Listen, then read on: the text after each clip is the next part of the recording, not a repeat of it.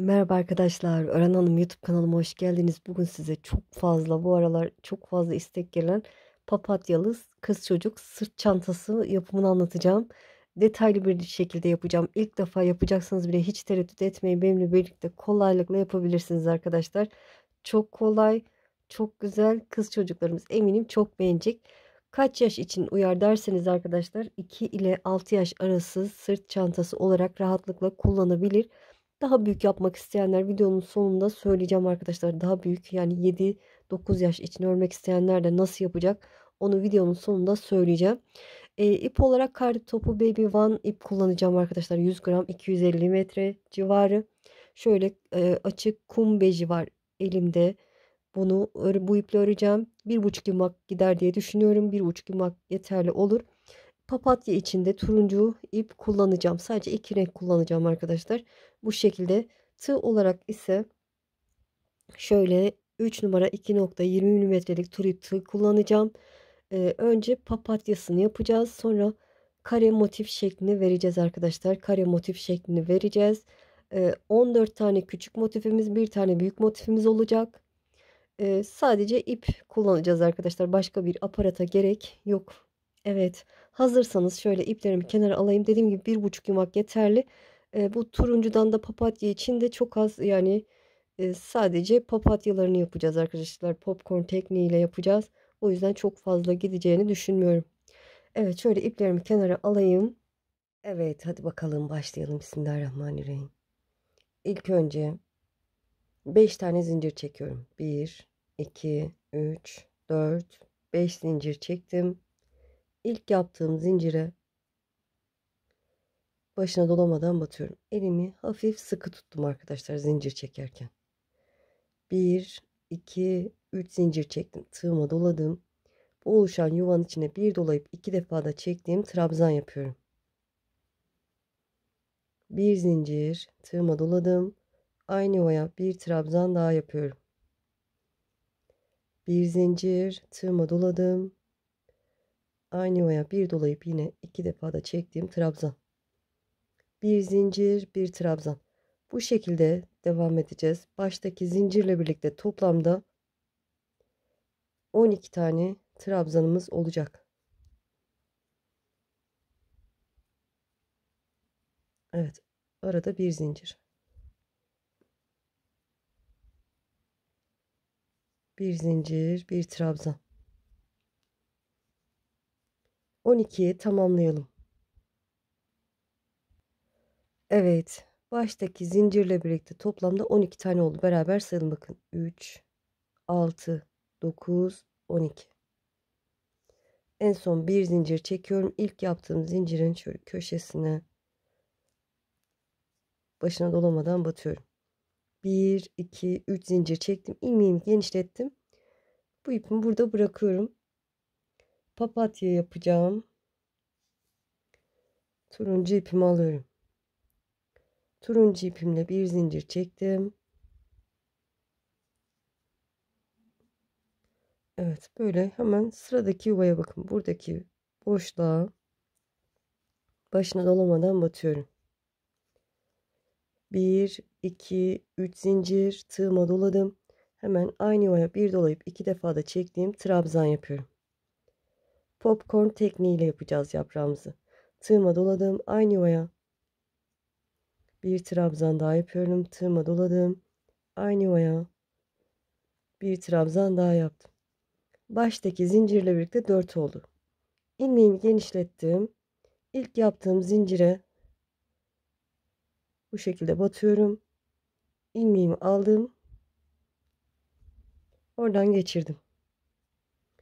Bir, iki zincir çektim. Tığıma doladım. Sıradaki iki trabzan arasındaki boşluğa yani yuvaya 4 tane trabzan yapıyorum. 1, 2, 3, 4. İlmeğimi genişlettim. 4 trabzan yaptık. İlk trabzanın tepesine tığım batırdım. İlmeğimi aldım. Buradan geçirdim. 2 zincir çekiyorum. Tığıma doladım. Sıradaki iki trabzan arasındaki yuvaya Bir zincir çektiğim yuvaya 4 tane trabzan. 1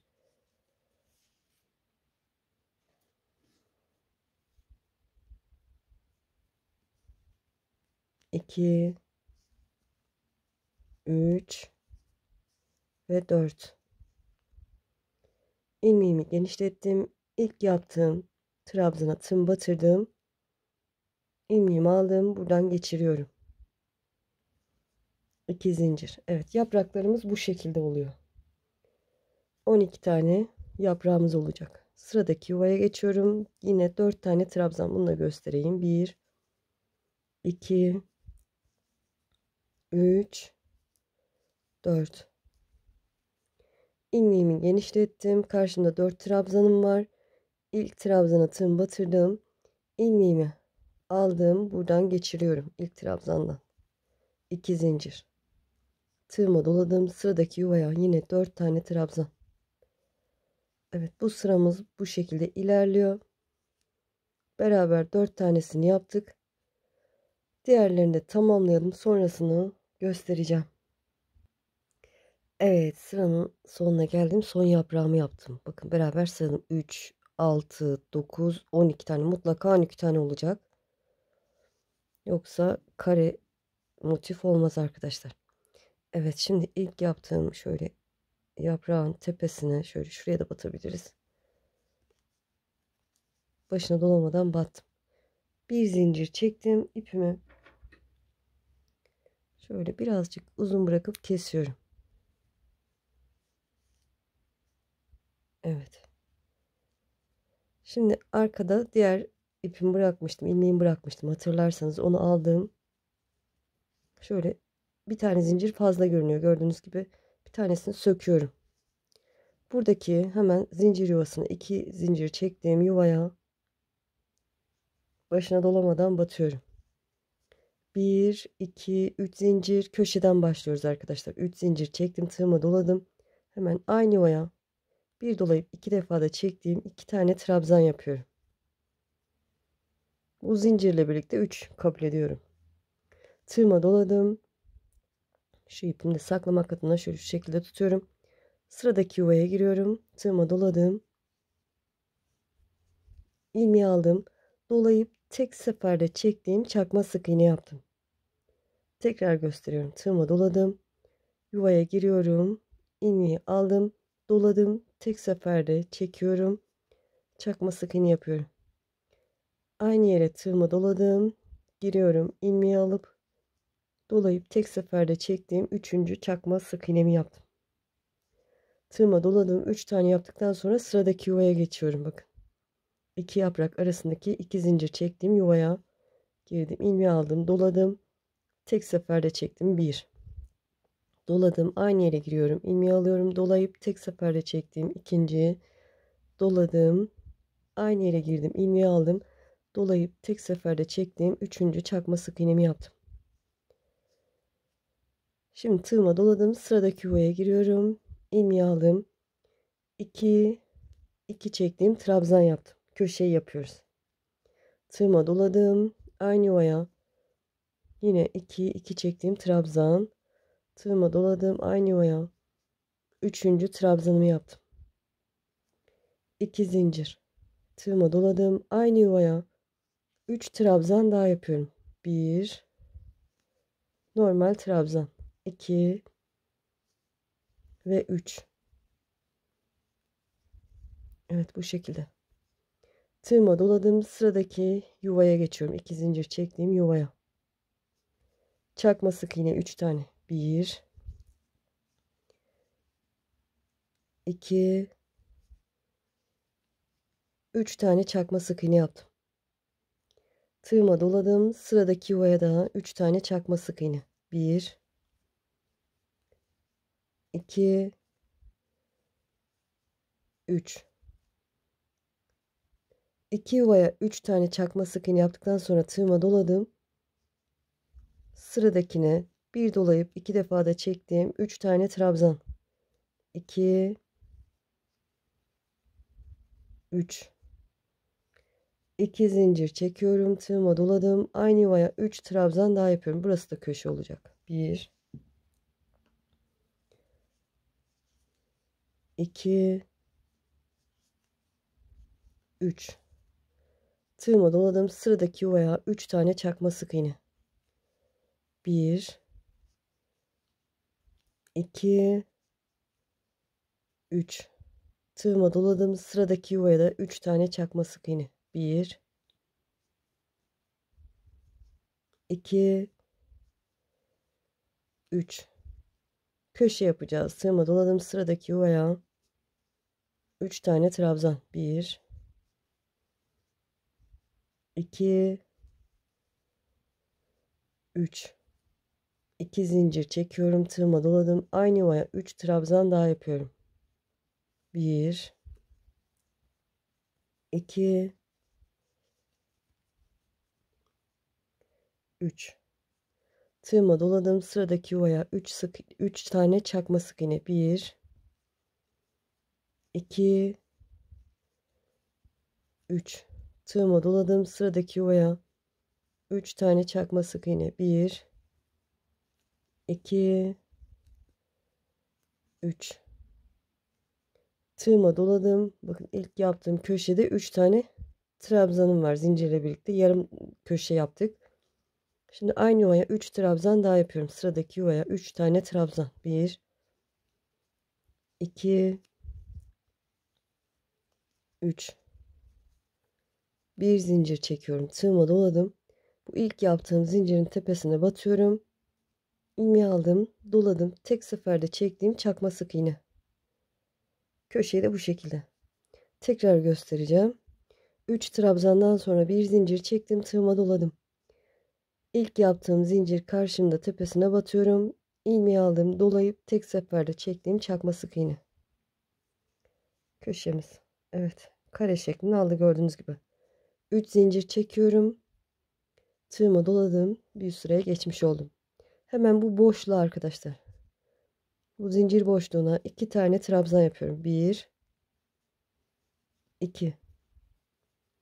Baştaki zincirle birlikte 3 oldu. Tığıma doladım. Sıradaki bakın. Buradaki boşluğa trabzanla çakma sık iğne arasına da burada küçük bir boşluk var. Buraya 3 tane trabzan yapacağım. 1, 2, 3. Kare şeklini aldığı için artık trabzan yapıyoruz. Tığıma doladım. Sıradaki bakın 3 tane çakma sık iğne burada. 3 çakma sık iğne burada. Tam aradaki boşluğa şuraya 3 çakma sık iğneden sonraki boşluğa 3 tane trabzan yapıyorum. 1, hiç zincir çekmeden yapıyorum yine. 2, 3. Tığıma doladım. Sıradaki 3 çakma sık iğneden sonraki boşluğa çakma sık iğne ve trabzan arasındaki bu boşluğa girip 3 tane trabzan. 1, 2,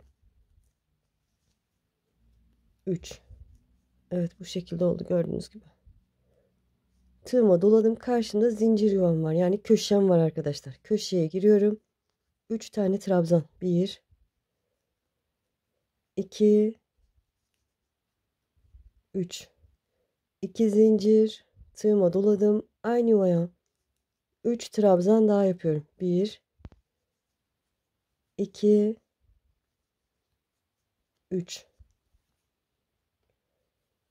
Tığıma doladım. Yine bakın buradaki trabzanla çakma sık iğne arasındaki boşluğa şuraya arkadaşlar 3 trabzandan sonraki boşluğa 3 tane trabzan. 1, 2, 3. Tığıma doladım. Sıradaki 3 çakma sık iğneden sonraki buradaki boşluğa bakın. Diğerini geçtiğim boşluğa 3 tane trabzan. 1, 2, 3. Hiç zincir çekmeden tığıma doladım. Sıradaki 3 çakma sık iğneden sonraki boşluğa bakın buraya. 3 tane trabzan. 1, 2, 3. Hiç zincir çekmeden yine tığıma doladım. Köşeye geldim. Köşedeki zincir yuvasına 3 tane trabzan.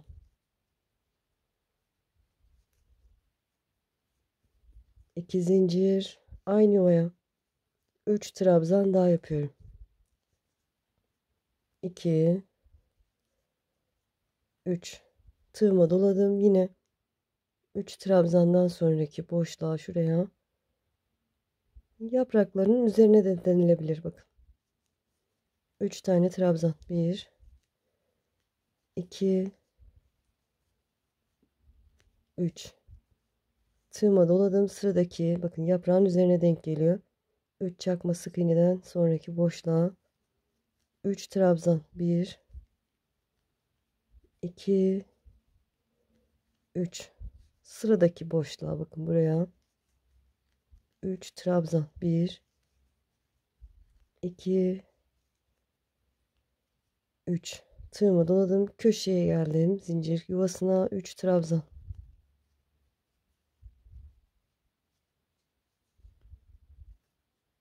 2 zincir, aynı yuvaya 3 trabzan.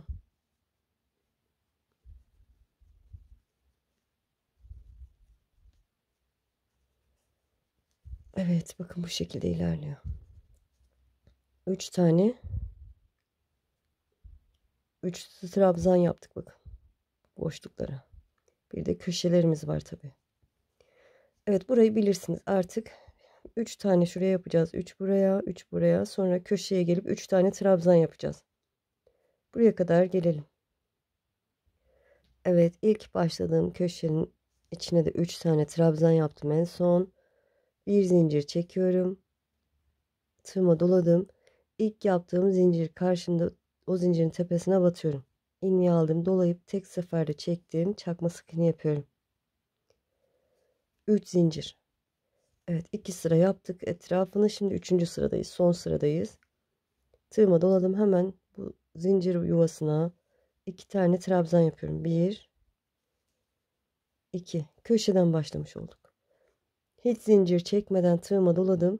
Sıradaki bakın 3 trabzandan sonraki buradaki boşluğa girip 3 tane trabzan yapıyorum. 1 2 3 tığıma doladım. Sıradaki 3 trabzandan sonraki boşluğa bakın buraya girip 3 trabzan. 1 2 3 tığıma doladım. Sıradaki 3 trabzandan sonraki boşluğa buraya 3 trabzan yapıyorum. 1 2 3 tığıma doladım. Sıradakine bakın buraya 3 trabzan. 1 2 3 tığıma doladım. Köşeye zincir yuvasına 3 trabzan. 1 2 3 2 zincir, tığıma doladım. Aynı yuvaya 3 trabzan daha yapıyorum. 1 2 3 şöyle göstereyim bakın. Şöyle iki köşe arasında 1 2 3 4 tane üçlü trabzanımız oldu. Köşeleri saymıyoruz bakın bu şekilde. Bir altta 3 taneydi. Başlarken de 2 tane yuvaya 3 çakma sık iğne yapmıştık. Evet, tığıma doladım. Sıradaki boşluğu buluyorum. 3 trabzan. Artık bilirsiniz. Tığıma doladım. Sıradaki boşluğu bulup 3 tane trabzan.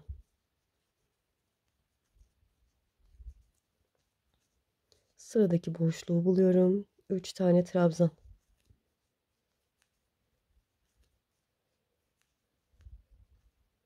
Sıradaki boşluğa 3 trabzan.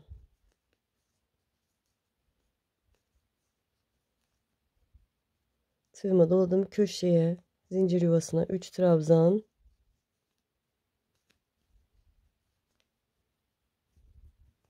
2 zincir, aynı yuvaya 3 trabzan.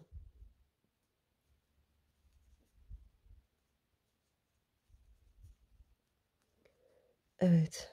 Bu şekilde ilerliyor. Sıranın sonuna kadar gelelim. Evet, 3. sıranın sonuna geldim. Son 3 trabzanımı yaptıktan sonra köşeme Bir zincir çektim, tığıma doladım. Bu sıradaki ilk yaptığım zincirin tepesine batıyorum. İlmeği aldım, dolayıp tek seferde çektiğim çakma sık iğne yaptım. Şöyle bir zincir çekiyorum. İpimi birazcık uzun bırakıp kesiyorum ki saklayayım. Evet, motiflerimiz bu şekilde olacak arkadaşlar. Şöyle ipimizle beraber sakladım. Tersinden aldım. Şöyle geçiriyorum. Şöyle arkadan burada bir zincir çekeceğim arkadaşlar ki yukarıya geri çıkmasın. Ve biraz daha yürütüp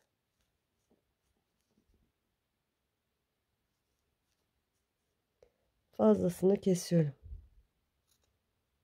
Evet, şurada turuncu ipimi de keseyim. Evet, bu şekilde 14 tane motif olacak arkadaşlar. Ben tamamladım, bakın diğerlerini de tamamladım. Gördüğünüz gibi. Bu şekilde videoyu başa alabilirsiniz. Bakarak da yapabilirsiniz. 14 tane motifimizi yapalım arkadaşlar. Sonra bir tane de büyük motif yapacağız. Onun yapımını göstereceğim. 14'e tamamlayalım arkadaşlar. Şimdi size büyük motifi nasıl yapacağız onu göstereceğim arkadaşlar. Aynı şekilde diğerlerini yaptığımız gibi, yani bunları yaptığımız gibi aynı şekilde yapacağız. Ama 3 sıra daha devam edeceğiz arkadaşlar. Yani 3 sıra fazla olacak. Bunda 3 sıra örmüştük. Diğerinde 6 sıra olacak büyük parçada. Yani ipimi koparmadan yoluma devam ediyorum. Bakın. Karşıya sabitledikten sonra 3 zincir çektim. Tığıma doladım. Hemen bu yuvama 2 tane trabzan yapıyorum. Tığıma doladım. Sıradaki boşluğu bulup 3 tane trabzan yapıyorum. 1 2 3. Tığıma doladım. Sıradaki boşluğu bulup 3 tane trabzan. 1 2 3. Sıradaki boşluğa 3 trabzan. 1 2 3. Sıradakine 3 trabzan.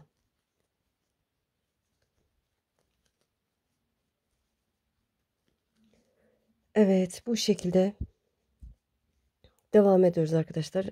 Bakın 1 2 3 4. 4. sıradayız. 6 sıraya tamamlayalım. Evet, gördüğünüz gibi tamamladım arkadaşlar. 6 sıra olana kadar ördüm. Şöyle köşeleri sayalım isterseniz, bakın 1 2 3 4 5 6 sıra oldu. Şimdi etrafını bir sırada sık iğne gideceğiz arkadaşlar. Köşeyi yaptıktan sonra en son bir zincir çektim. Bu köşeye 2 tane sık iğne yapıyorum. 1, aynı yere 2. Buradaki zincirim var. İlk başladığım zincir, onun tepesine sık iğne. Her birine bir sık iğne yapıyorum. Trabzan tepesine sık iğne. Trabzanın tepesine sık iğne. Her trabzanın tepesine sık iğne. Zincir çekmemiştik zaten. Böyle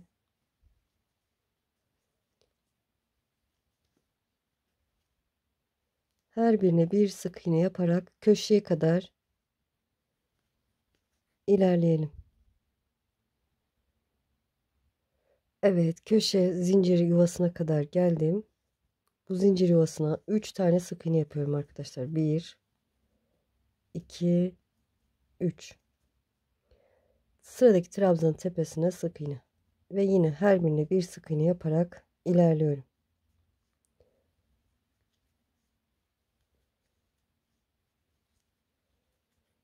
Evet.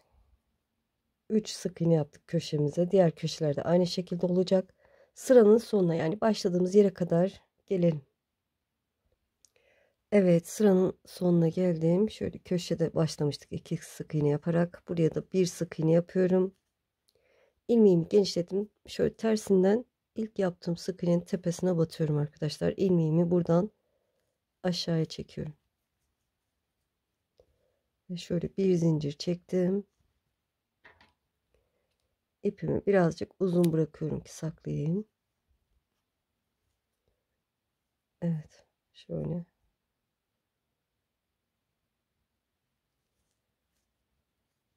Arkadan biraz ilerletiyorum. Burada bir zincir çekiyorum tekrar yukarıya çıkmasın. Sonra biraz daha yürüteceğim ve keseceğim. Fazlasını alıyorum. Evet, bu parçamız da hazır arkadaşlar. Evet, kapağımız hazır. Toplamda 15 tane. Bir tanesi büyük bu kapağı. Bunlardan da 14 tane motifimiz oldu arkadaşlar. Şimdi birleştirmeyi göstereceğim. Şöyle birleştirmeyi de şöyle yapalım arkadaşlar. Şöyle bu şekilde yan yana ikili ikili, iki tanesi hariç, iki tanesi hariç arkadaşlar. Bu şekilde 12 tanesini böyle birleştirelim. Evet, iki tanesini kenara alalım. Diğerlerini bu şekilde birleştireceğiz. Şöyle tığımı aldım.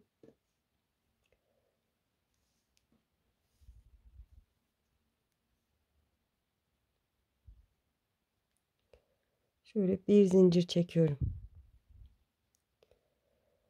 Evet, şöyle şu şekilde mi olsun? Ya da şöyle. Evet, böyle bakın. Burada bitiş köşesi gördüğünüz gibi böyle dengeli olsun diyorsanız hepsi bakın sola baksın. Bir zincir çektim. Bu parçamı aldım. Elime şunu da alıyorum. Köşede iki zincir çekmiştik şöyle. Sola doğru köşedeki zincire giriyorum. Diğerinde aynı şekilde bakın. Sola doğru buradaki zincir. Onu da aşağıya doğru batıyorum. Bir zincir çekmiştim. İlmeğimi aldım. Bunların içinden geçiriyorum. Bu şekilde.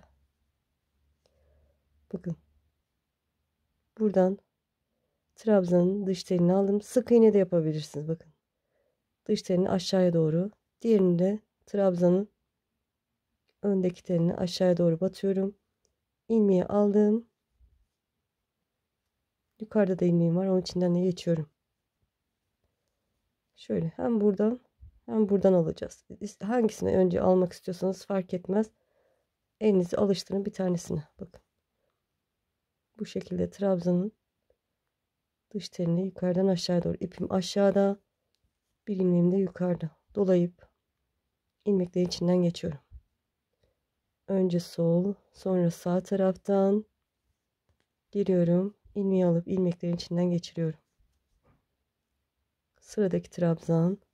Trabzan sayısı eşit olduğu için modelimiz tam denk gelecek boyutu. Bu şekilde. Önce sol, sonra sağ taraftan trabzanın dış telinden aşağıya doğru giriyorum. İlmeği alıp ilmeklerin içinden geçiyorum.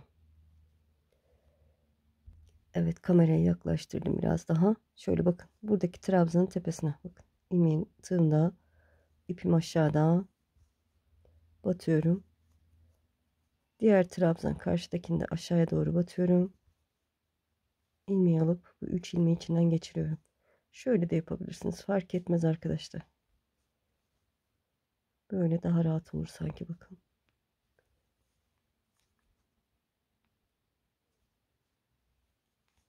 Evet böyle. Bir buradan bir buradan alıyorum, batıyorum. İlmeği alıp ilmeklerin içinden geçiyorum.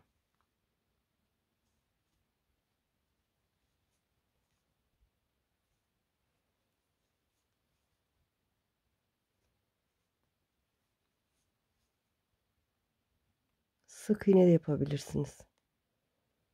Dediğim gibi o zaman biraz pürüzlü duruyor. Benim hoşuma gitmiyor. Görüntüsü. Böyle. Yok ben dikerim de diyebilirsiniz arkadaşlar. Dikilme de olur.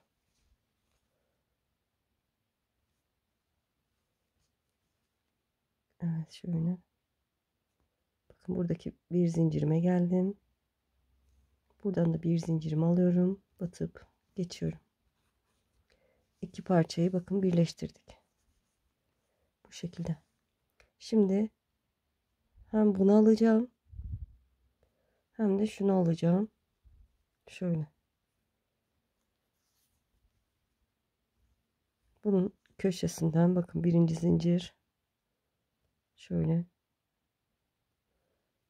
Bunu da köşedeki zincire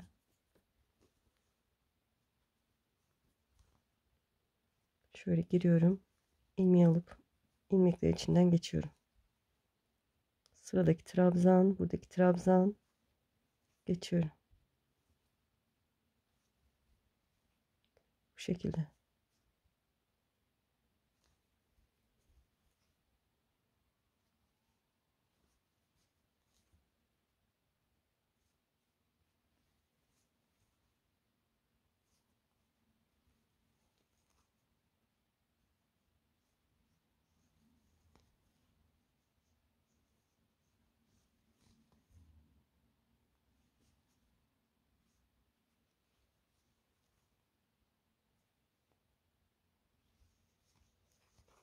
Evet, bu şekilde. Şöyle şuraya kadar gelelim arkadaşlar. Şuraya kadar, uç kısma kadar. Evet, bakın bu ortadan birleştirerek gidiyorum. Şunları henüz birleştirmedik. Şöyle sonra da böyle gideceğiz. Böyle gideceğiz. Şimdi diğer şöyle ikisini alıyorum.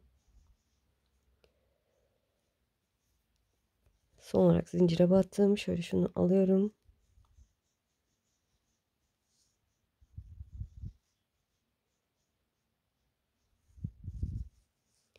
Şöyle. Evet. Şöyle. Bunu aldım. Yine buradaki bir zincire bakın uç kısımdaki zincire batıyorum. Bunu da alıyorum. Buradaki zincirine batıyorum. İlmeği alıp bu 3 ilmeği içinden geçiriyorum.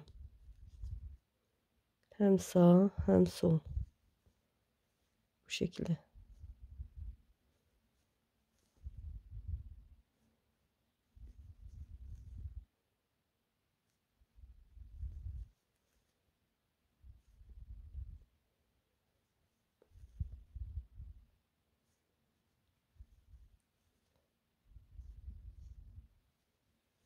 Böyle artık bilirsiniz arkadaşlar. 12 taneyi bu şekilde birleştirelim. 12 tanemizi bu şekilde birleştirelim. Sonra böyle gideceğiz arkadaşlar. Toplamda 12 tane motifimi birleştirdim. Sonundayım. Bakın buradayım. Uç kısımdayım. Burada en son bir zincir çekiyorum ipimi. Birazcık uzun bırakıp kesiyorum. Yine ipimizi saklayalım arkadaşlar. Şöyle tersinden ipimin fazlasını alıyorum. Biraz yürüttükten sonra bir zincir çekiyorum. Yine saklayıp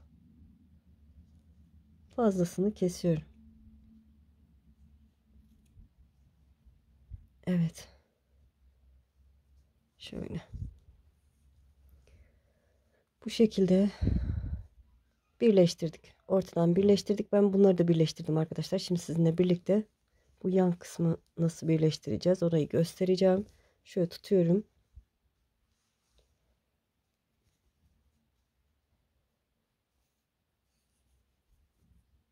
Aynı şekilde yapacağız. Şöyle bir zincir çektim. İlmeğimi genişlettim. Şöyle bakın bu şekilde zincirden bakın dış telini aldım. Bu taraftan da zincirin yukarıdan aşağıya doğru telini alıyorum.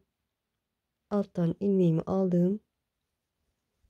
Bu ikisinin arasından yukarıya çekiyorum. Sonra yine ilmeğimi genişletip bir sağdan bir soldan tel alıyorum. Ve ipim aşağıda gördüğünüz gibi ilmeği alıp ilmeklerin içinden geçiyorum. Böyle. Bir sağdan bir soldan bu şekilde alıyorum. Alttan ipimi aldım. İlmeklerin içinden geçiyorum.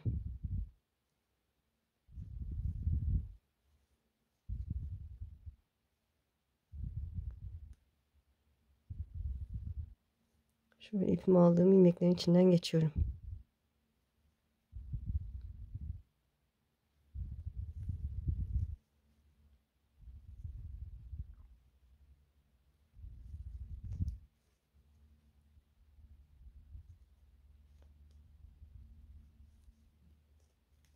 Böyle ortaya doğru ilerleyelim arkadaşlar. Ortadan nasıl geçeceğiz onu göstereceğim. Evet, gördüğünüz gibi desenlerin tam ortasındayım. Şöyle ilmeğimi genişlettim. Şöyle ipim aşağıda. Burada şöyle bir zincir çekiyorum arkadaşlar. Şöyle zincirle buraya geçmiş oluyorum. Sonra yoluma devam ediyorum. Yan taraf zincirden tel alıyorum. Buradakinden de alıyorum. Yine eklemeye devam ediyorum iki parçayı.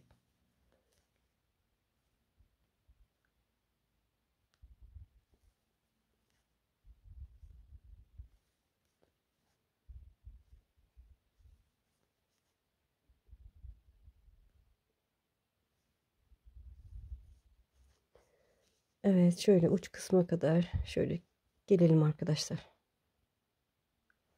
Evet, buraya kadar geldim. Burada da şöyle bir zincir çekiyorum. İpimi kesiyorum. Evet, bu ipimizi de diğerini sakladığımız gibi aynı şekilde saklayalım.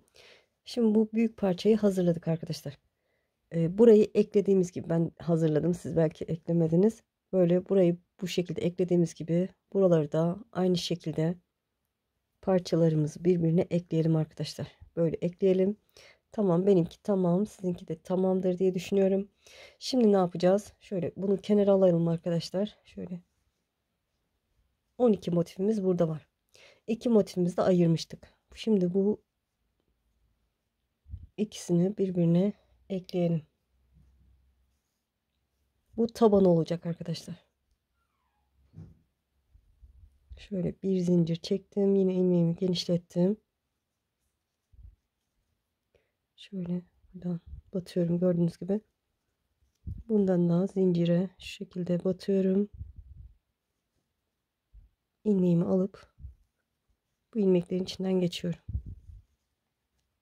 Hem sağdan hem soldan alıyorum. Ekleyerek ilerliyorum.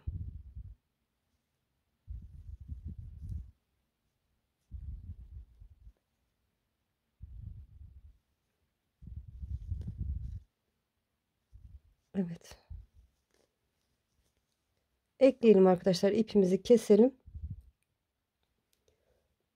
Hatta keselim mi kesmeyelim mi? Kesmeyebiliriz arkadaşlar. Evet, keselim ya da. Keselim arkadaşlar. Sonrasını göstereceğim. Evet, uç kısma kadar geldim. İpimi kestim. Yine bunu saklarsınız arkadaşlar. Tabanı bol olacak arkadaşlar. Şöyle şu şekilde duracak. Şöyle şunu da alıyorum. Şimdi şöyle bakın bu şekilde şöyle çanta şeklini vereceğiz şöyle. Şu şekilde birleştireceğiz. Bunun tabanını yaparken. Şöyle şuradan başlayalım arkadaşlar bakın. Böyle şuradan başlayalım ekleyerekten bakın. Ekleyerek buraya kadar geleceğiz. Buradan döneceğiz. Şöyle ekleyerek sonra döneceğiz. Bu iki parçayı da buraya ekleyeceğiz. Sonra buradan burayı da ekleyeceğiz. Sonra buradan yukarıya doğru çıkıp çanta şeklini vereceğiz. Evet, yine ipimi aldım. Bir zincir çekiyorum. İlmeğimi genişlettim. Şöyle şuradan başlayalım. Dediğim gibi tabanı burası olacak. Şöyle buradaki bir zincire batıyorum. Karşıdan da denk geldiği zincire batıyorum. İlmeğimi aldım. Yukarıya çekiyorum. Hem sağdan hem soldan batarak birbirini ekleyerek yukarıya doğru ilerliyorum. Şöyle bu şekilde.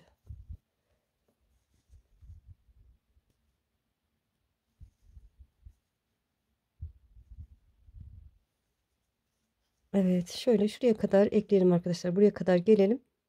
Sonrasını göstereceğim.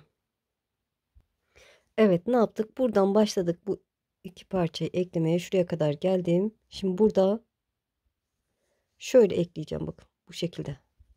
Burayı ekleyeceğim. Şöyle batıyorum. Buradan da zincire batıyorum ve ekliyorum.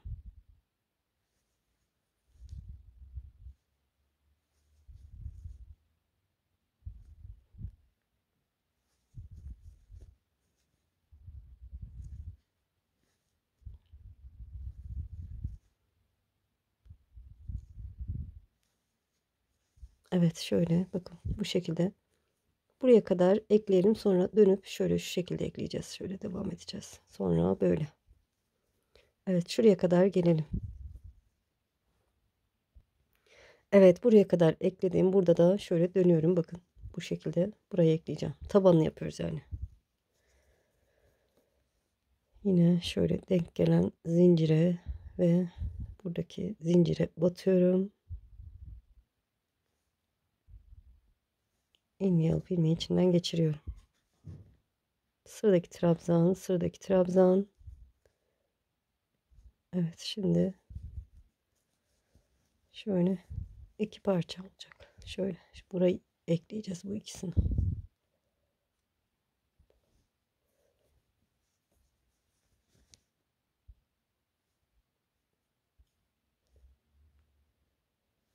Evet, köşeye kadar yine ekleyelim.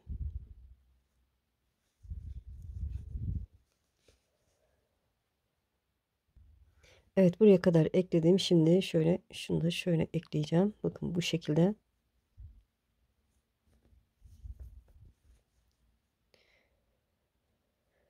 Evet, şöyle zincirden alıyorum. Buradaki zincirden alıyorum. İlmeği alıp ilmeği içinden geçiriyorum.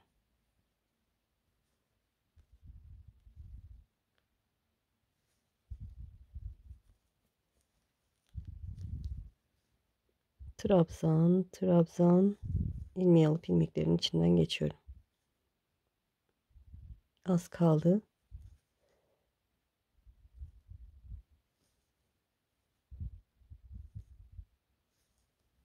Evet, şöyle bakın buraya kadar geleceğiz. Buradan da geri şöyle yukarıya çıkacağız. Şöyle tam torba şeklini alacak. Şöyle şuraya kadar gelelim. Buradan da yukarıya çıkışı göstereceğim. Evet, bu iki motife bakın buradan eklemeye başladık. Hatırlarsanız şöyle geldik, buradan döndük, sonra geldik, buraya geldik, buradan döndük. Yine başladığımız yere geldik arkadaşlar. Buradan da şöyle yukarıya doğru çıkıp tam çanta ya da torba şeklini vereceğiz. Evet, hiç koparmadan yine yukarıya doğru devam ediyorum ipimi.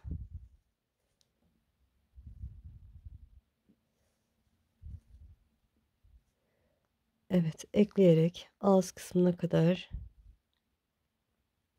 ilerleyelim. Eminim anladınız arkadaşlar. Bakın burayı ekliyoruz en son. Yukarıya çıkacağız. Sonra bu ağız kısmının etrafını öreceğiz. Böyle şeklini aldı. Evet, buraya kadar gelelim. Sonrasını yukarıya çıkalım. Sonrasını göstereceğim. Evet, gördüğünüz gibi yukarıya buraya kadar çıktım. Şöyle iç kısmı bu şekilde oldu. Böyle bakın. Altı da böyle tabanlı. Buraya eklemiştik hatırlarsanız. Şöyle. Şimdi etrafını sık iğne yapacağız arkadaşlar. Şöyle burada bir zincir çekiyorum. Buradaki zincir yuvasına bir sık iğne yapıyorum.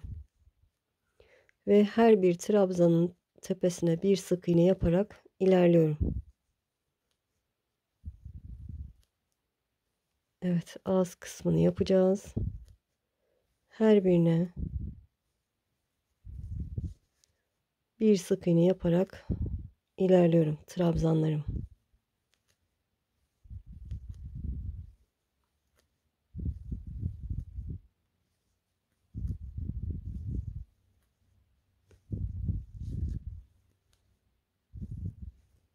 Evet, zincir yuvasına gelince buradaki zincir yuvasına bir sık iğne, karşıya bakın buraya bir sık iğne ve her bir trabzana yine bir sık iğne yaparak devam ediyorum.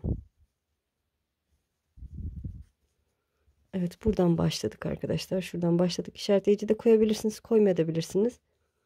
Böyle sıranın sonuna yani başladığımız yere kadar sık iğne yaparak gelelim.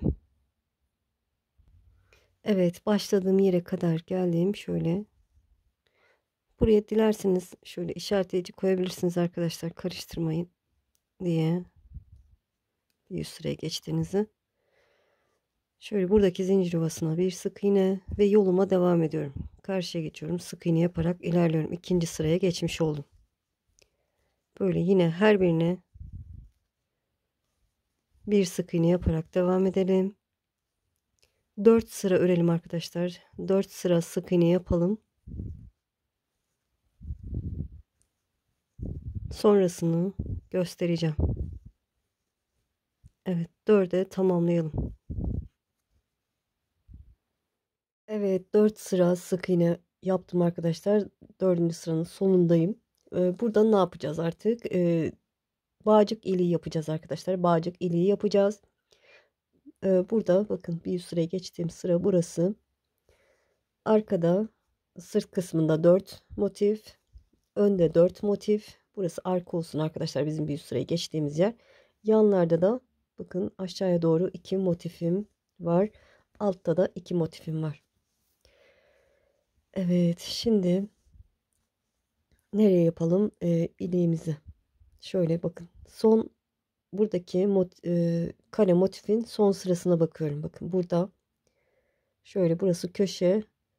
2 tane üçlü trabzan sağda, 2 tane üçlü trabzan solda kalacak şekilde şuranın üzerine, yani şuraya bir tane yapalım. Bakın buraya bir tane yapalım. Burada da şöyle şunun üzerinde bakın. Şöyle son sırası, bakın burada trabzan sırasının son sırası tam ortaya. Ortanın üzerine denk gelecek şekilde şuraya yapalım. Evet, sık iğne yaparak ilerleyelim arkadaşlar. Ben yerini gösterdim, siz anlarsınız. Şöyle sık iğne yaparak nereye kadar geleceğim? Şöyle dediğim gibi köşe, burası 1 2 köşeyle birlikte bakın yuvaları sayın. 1 2 3'ü 1 2 3 dördüncü yuvanın üzerine şöyle şuraya kadar, yani şuraya kadar gelelim sık iğne yaparak, anlarsınız. Evet, motifin tam ortası yukarıya doğru bakın, bir öncesindeyim. Burada sık iğnemi yaptım. Şöyle 2 tane zincir çekiyorum. 2 sık iğne atlıyorum. Üçüncüye sık iğne yapıyorum. Bu şekilde ilik yapalım. Sonra sık iğne yaparak devam ediyorum. Önü de aynı şekilde yapacağız. Önde aynı yere denk gelecek. Yanlar farklı olacak sadece.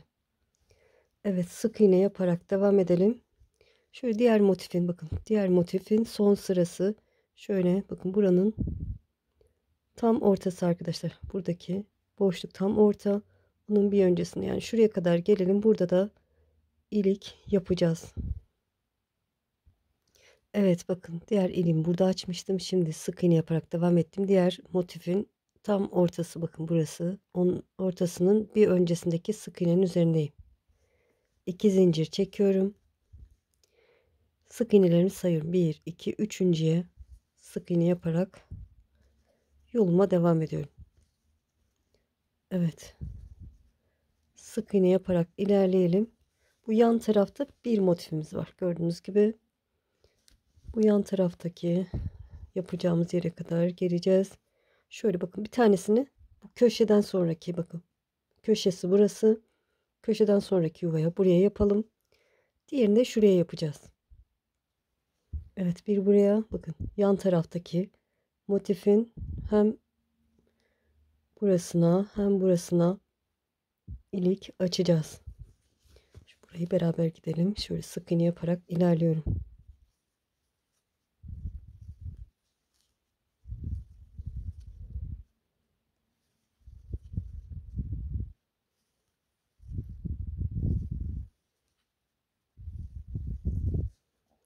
Evet, şöyle bakın. Köşesi burası. Köşeden sonraki boşluk. Bunun üzeri sağa doğru şurada.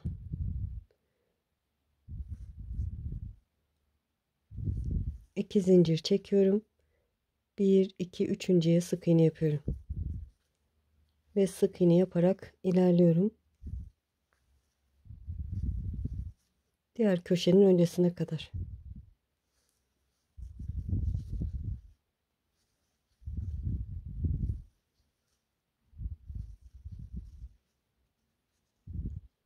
Evet, şuranın bakın diğer köşem burası. Onun bir öncesi buradaki yuvam. Bir öncesindeki sık iğnenin üzerindeyim. 2 zincir. 1 2 üçüncüye batıyorum. Sık iğne yapıyorum. Ve sık iğne yaparak devam ediyorum.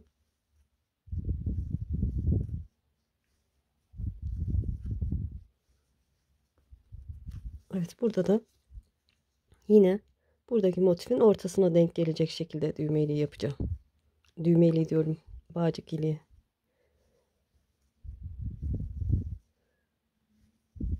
Evet, tam ortadaki boşluk burası. Şöyle bir iki tane daha yaptım. Tam dengeli oldu. 2 zincir. 1 2 üçüncüye başına dolamadan batıyorum. Diğer motifin ortasına kadar ilerliyorum. Evet, şuraya kadar bakın, buranın bir öncesine, yani buraya kadar gelelim. Evet, diğer motifin bakın ortasının bir öncesindeki sık iğnedeyim. Şöyle 2 zincir, 1 2 üçüncüye sık iğne ve yoluma devam ediyorum. Evet, sadece bu yan taraf kaldı arkadaşlar. Burada da diğer yanda yaptığım gibi birini buraya yapacağım. Buranın üzerine bakın. Şuraya, diğerini de şuranın üzerine yapacağım. Evet, şuraya kadar bakın, buranın üzerine kadar şöyle sağa doğru ilerleyelim. Evet, yan motifin üzerine bakın, şuradaki köşe yuvam, bir sonraki yuvanın bir sık iğne öncesindeyim. 2 zincir, 1 2 üçüncüye batıyorum, sık iğne yapıyorum ve yoluma devam ediyorum diğer köşeye gelene kadar. Evet, bakın sıranın sonunda da az kaldı zaten.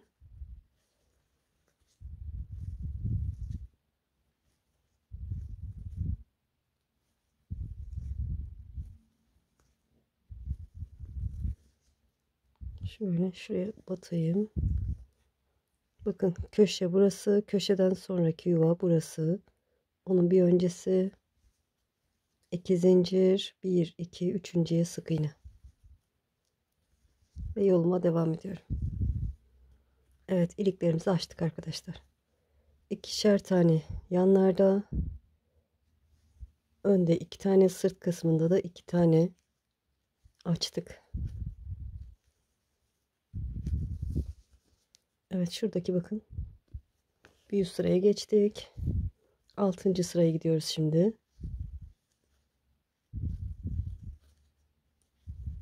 İlk açtığım yere geldim, bakın. 2 zincir çektiğim yere 2 tane sık iğne yapıyorum. 1 2 ve her birine bir batarak devam ediyorum.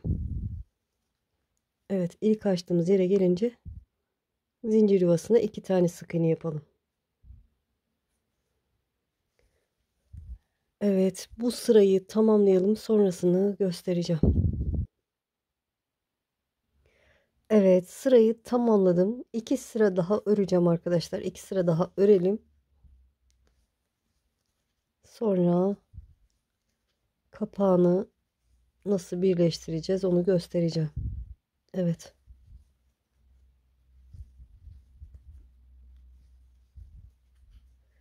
Evet, 2 sıra daha örüp döneceğim.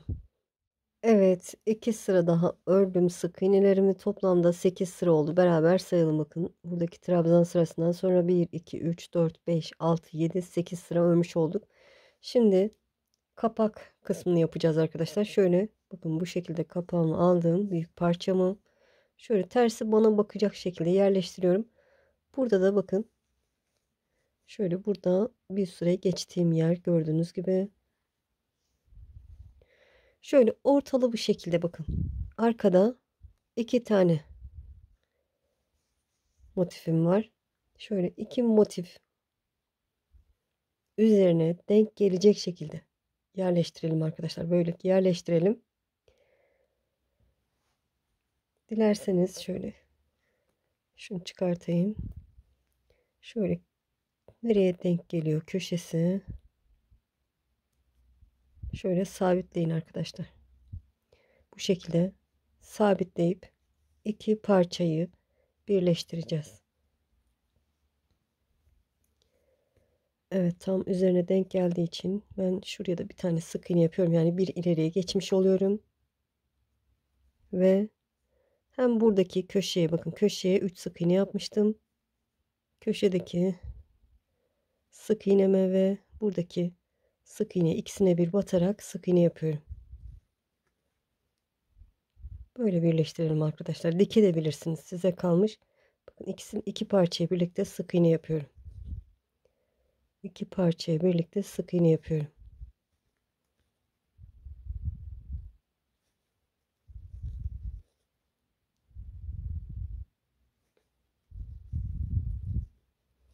Evet, bu şekilde sık iğne yaparak ilerleyelim arkadaşlar.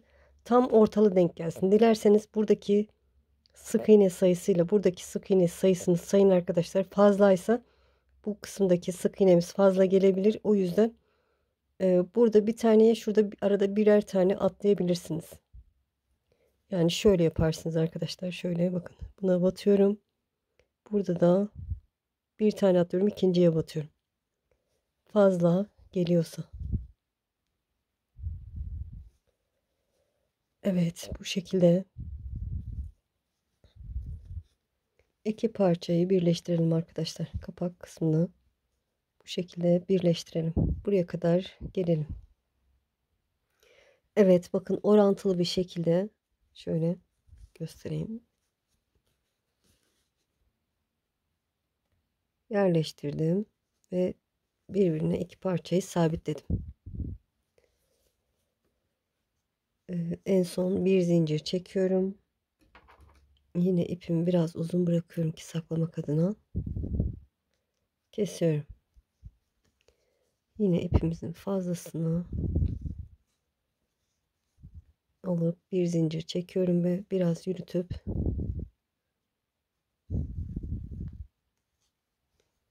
kesiyorum. Evet, bu aşamayı da tamamladık arkadaşlar.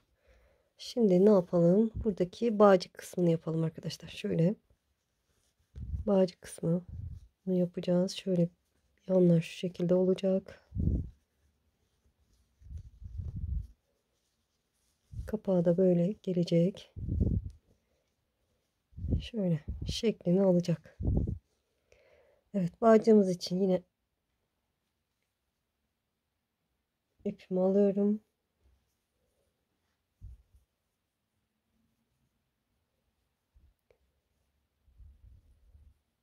Şöyle bir, iki zincir çektim. İlk zincire batıyorum. Bakın bu şekilde ilk zincire batıyorum. İlmeği aldım. Sık iğne yapar gibi bakın bu şekilde. Tekrar gösteriyorum. İki tane zincir çekelim. Bir alt zincire batıyorum. İlmeği buradan geçirdim. Dolayıp iki ilmeği içinden geçiyorum. Bir alt sıra bakın. Buraya batıyorum. İlmeği alıp bu şekilde iki ilmeği içinden geçiyorum. Bir alt yuvaya bakın. Buradaki tele batıyorum. İlmeği aldım, doladım. İki ilmeği içinden geçiyorum. Buradaki tele batıyorum. İlmeği aldım. Dolayıp iki ilmeği içinden geçiyorum. Mantık bu arkadaşlar. Bu şekilde bağcık yapalım.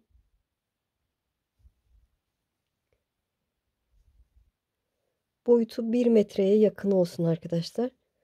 1 metreye yakın olsun ya da bir 4-5 parmak eksik olsun.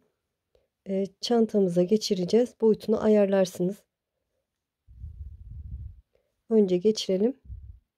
Sonra azsa biraz daha örebilirsiniz. Evet, bu şekilde eliniz sık olur, geniş olur.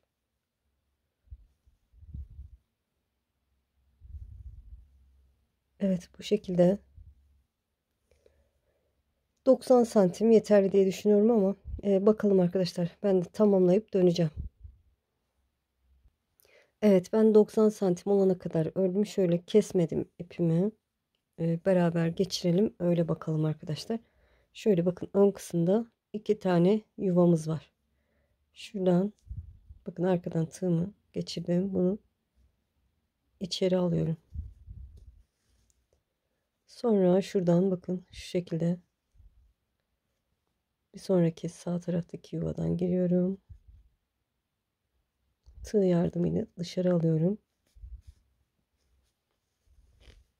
Şuradan içeri alıyorum.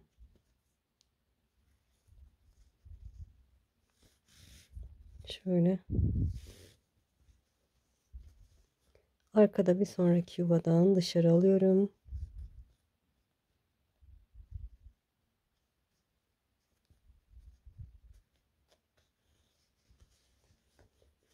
Bir sonraki yuvadan içeri alıyorum.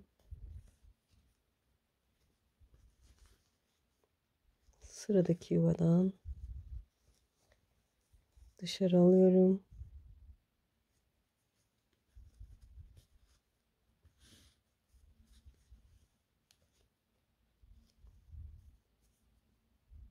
Sıradakinden içeri alıyorum. Son olarak buradan da dışarıya çekiyorum. Şöyle dengeleyelim arkadaşlar boyunu. Şöyle şurası yan taraf. Şöyle olacak.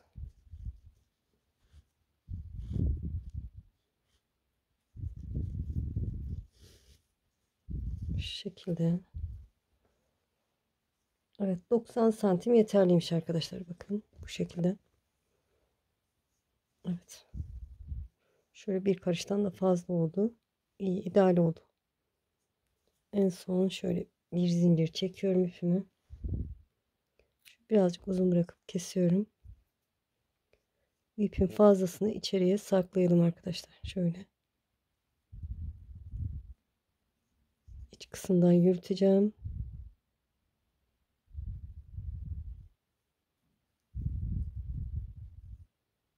Şuradan bir düğüm atacağım. Yani zincir çekeceğim ki dışarıya çıkmasın.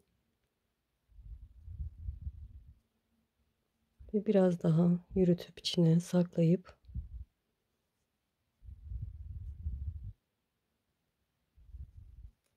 fazlasını kesiyorum. Evet. Şöyle bakın. Bu şekilde oldu. Arkası da böyle. Şöyle bağlarsınız.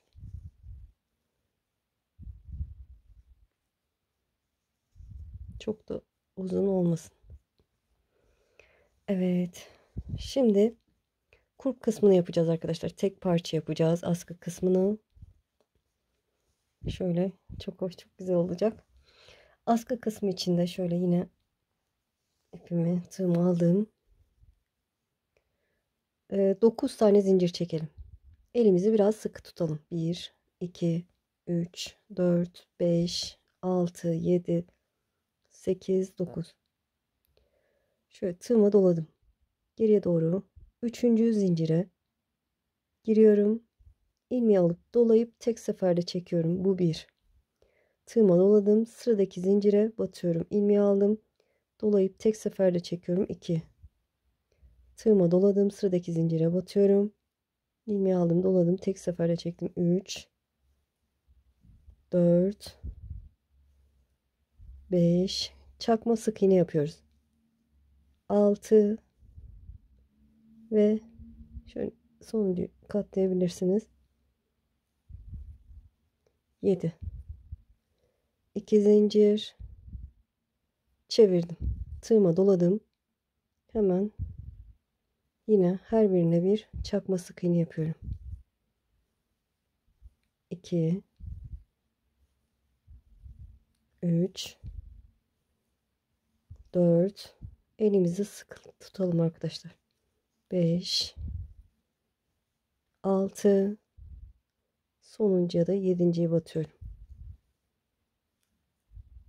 2 zincir çevirdim. Tığıma doladım. Hemen ilk çakma sık iğneye sık iğne yapıyorum. Çakma sık iğne yapıyoruz. 2, her birine bir batıyoruz. 3, 4, 5, 6 ve 7. 2 zincir çevirdim. Ve yine her bir çakma sık iğneye bir tane çakma sık iğne yaparak ilerliyorum. Git gel yapacağız. 1 metreye yakın olsun arkadaşlar. Esneme payı da 4-5 santim bırakabilirsiniz. 2 zincir çevirdim. Evet, 1 metreye yakın boyutunda yapalım. Sonrasını göstereceğim. Tamamlayıp döneceğim. Evet, 1 metreye yakın ördüm arkadaşlar. Şöyle gördüğünüz gibi. Son olarak ipimi de uzun bıraktım. İpimi iğneme geçirdim. Son ilmeğin içinden geçiyorum. Şöyle. Evet, şöyle çantamın sırt kısmını kendime doğru çevirip yere seriyorum. Şöyle şu şekilde. Evet, böyle. Şöyle bu şekilde tutup arkadaşlar önce uç kısmını dikelim şurayı. Şöyle köşeye gelecek şekilde bakın. Tabanda 2 tane motifimiz vardı. Şöyle köşeye gelecek şekilde şöyle dikeceğiz. İçeriden de dikebiliriz şöyle. Bu şekilde.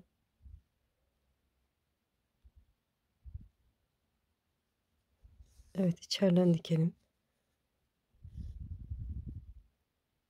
Şöyle karşılıklı.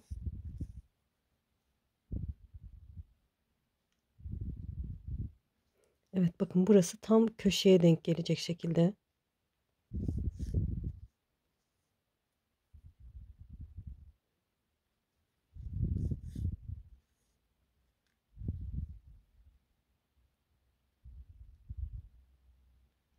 Dikiyorum.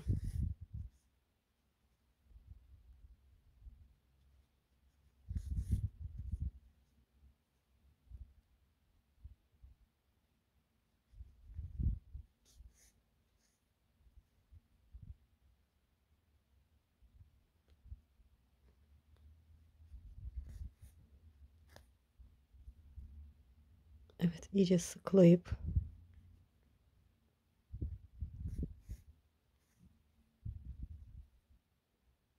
düğüm atacağım.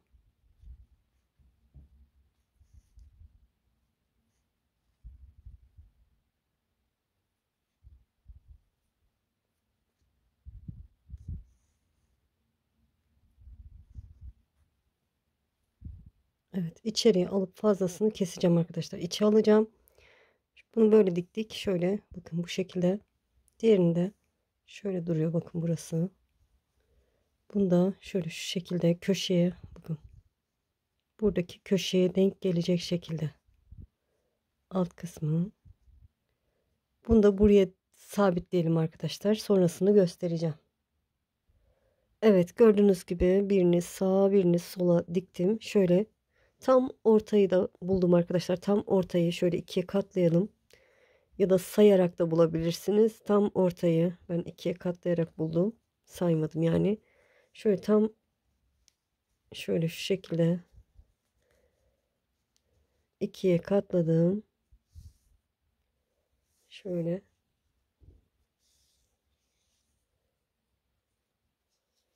Şöyle. Dediğim gibi sayabilirsiniz arkadaşlar. Şöyle tam ortada. Gördüğünüz gibi tam ortası burası. Buraya işaretleyici koydum. Şimdi şurada şöyle. Burayı da bu şekilde şuraya dikeceğiz arkadaşlar. Şöyle yapışıkla dikebilirsiniz. Şöyle biraz ayrık olsun da isteyebilirsiniz. Evet, şöyle yukarıdan aşağıya doğru tam ortadan aşağıya doğru 1 2 3 sıraları sayıyorum. Bakın 1 2 şöyle 1 2 3 4 5 6 7 8 9 10 11 12 13 14 15 16 17 yeter diye düşünüyorum. Şöyle şuraya dikeceğim. Yine buradaki motifin arkasını baz alabilirsiniz arkadaşlar. Ya da şöyle bakın, şuradan şuraya birini, birini de şuraya dikebiliriz. Şöyle.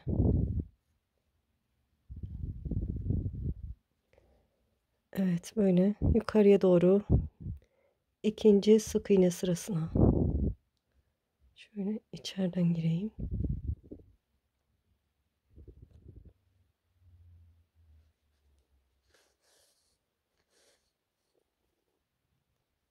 Buraya iyice sabitleyelim arkadaşlar. İçeriden dışarıdan da dikilebilir. Böyle. Bunu da aynı şekilde boyutu aynı olsun arkadaşlar. Yukarıdan sayın. Şöyle. Arada bir parmak kadar boşluk olsun. Evet, burayı da sabitleyelim. Sonrasını göstereceğim. Evet, gördüğünüz gibi arkayı diktim arkadaşlar. Hem bu kısımdan diktim, bir de şu bağcık kısmının bir üzerinden diktim arkadaşlar. Böyle dik dursun diye. Bu şekilde. Çok hoş, çok güzel oldu. Bitti arkadaşlar, gördüğünüz gibi. İçine astar diktirirseniz daha iyi olur arkadaşlar. Ben şöyle içine bir tane yelek ördüm. Yeleklerden bir tanesini koydum. Tabanına da dilerseniz mukavva gibi bir parça kestirebilirsiniz, düz dursun istiyorsanız. Böyle kamerayı bayağı bir yukarıya kaldırmam gerekiyor. Boyut olarak da ideal oldu arkadaşlar. Çok hoş, çok tatlı. Ben bayıldım buna. Böyle kız çocukları eminim çok beğenecekler. Gördüğünüz gibi çok hoş, çok güzel. Şöyle.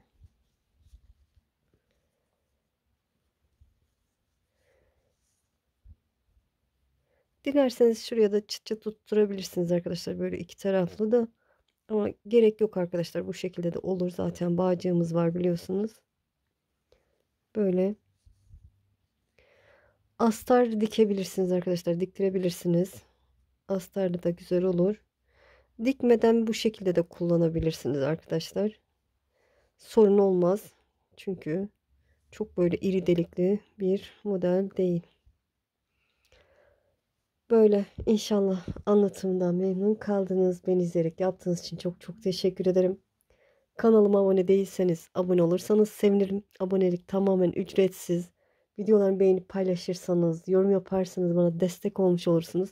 Şimdi değil, ileride örmek istiyorum derseniz kaydet butonuna basın. Kaydettiğiniz videolar arasında bulabilirsiniz. Boyut olarak 7 yaş ve üzeri için örmek isterseniz de 7-9 yaş için örmek isterseniz de arkadaşlar bu motifleri biz etrafında 3 sıra yaptık. Siz 4 sıra yapabilirsiniz. 4 sıra yaparsınız. Bunu da 6 sıra örmüştük. 8 sıra.